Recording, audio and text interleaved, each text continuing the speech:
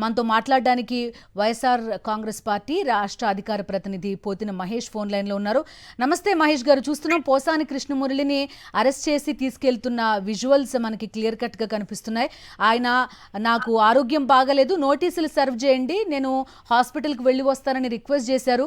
ఆయన భార్య కూడా రిక్వెస్ట్ చేశారు ఆయనకి ఏ మందులు వేసుకోవాలి ఏం తెలియదు అని.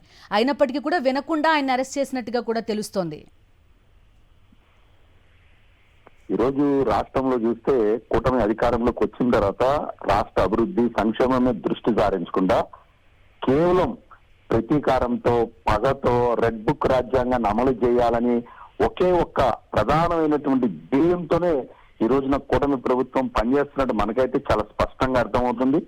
పోసాని కృష్ణమురళి గారు నేను రాజకీయాల నుంచి తప్పుకుంటున్నా, నేను రాజకీయాల గురించి ఇంకా మాట్లాడను అని చెప్పిన తర్వాత కూడా పండగ పూట ఇంత నిర్దాక్షిణ్యంగా రాత్రి పూట వాళ్ళ ఇంటికి వెళ్ళి ఎటువంటి నోటీసులు సర్వ్ చేయకుండా ఆయన ఆరోగ్య పరిస్థితిని కూడా కనీసం పరిగణలోకి తీసుకోకుండా ఎంత దారుణంగా అరెస్టు చేయడాన్ని అయితే మేము వైఎస్ఆర్సీపీ నాయకులుగానే కదా రాష్ట్రంలో ఎవ్వరు కూడా దీన్ని హర్షించరు, దీన్ని పూర్తిగా వ్యతిరేకిస్తారు.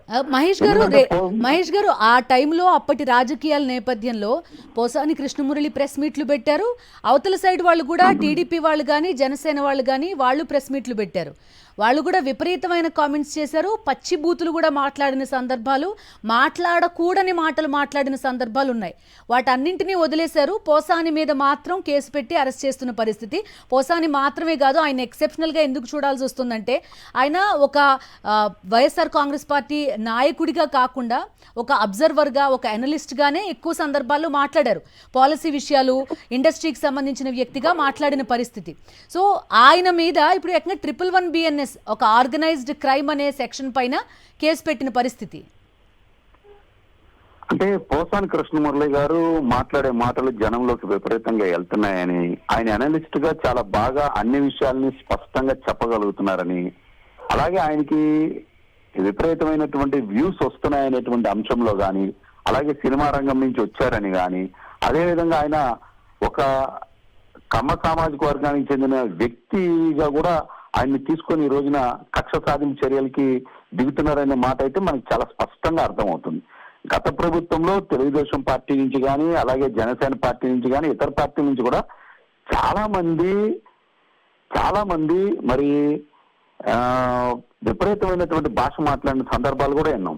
మరి బూతులు తిట్టారు, ఇష్టానుసారం మాట్లాడారు. మరి ఈ రోజున రాజ్యాంగబద్ధ పదవిలో ఉండేటువంటి వ్యక్తులు కూడా ఆ రోజున ఇష్టానుసారం మరి మహిళా మంత్రులను చూడకుండా దూషించినటువంటి ఘటనలు చాలా ఉన్నాయి. ఇవేమీ కూడా ఈ రోజు కూటమి ప్రభుత్వం అధికారంలోకి వచ్చిన తర్వాత పట్టించుకోకుండా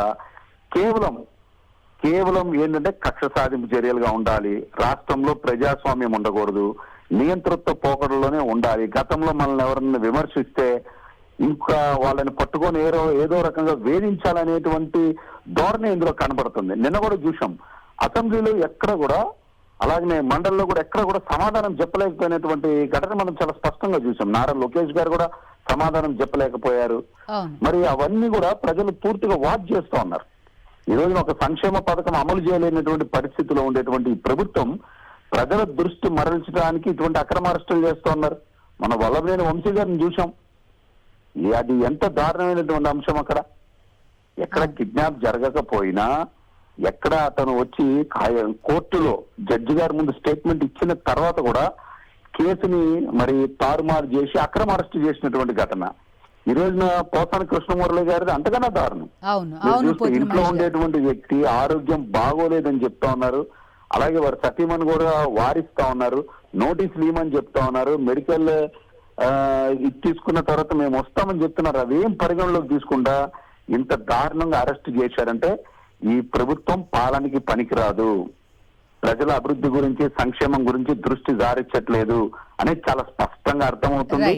రాష్ట్రంలో ఈ విధమైనటువంటి పాలన గనక నడిస్తే, అంబేద్కర్ గారు రాసిన రాజ్యాంగానికి గనక తూట్లు పొడిస్తే ఎట్టి పరిస్థితుల్లో ప్రజల చేతిలో ఈ ప్రభుత్వం చావు దెబ్బ తినక తప్పదని కూడా మహేష్ గారు మీ పాయింట్స్ అన్నిటినీ కూడా తీసుకున్నాం. మహేష్ గారు, థ్యాంక్ యూ ఫోన్ లైన్ లో అందుబాటులోకి వచ్చినందుకు.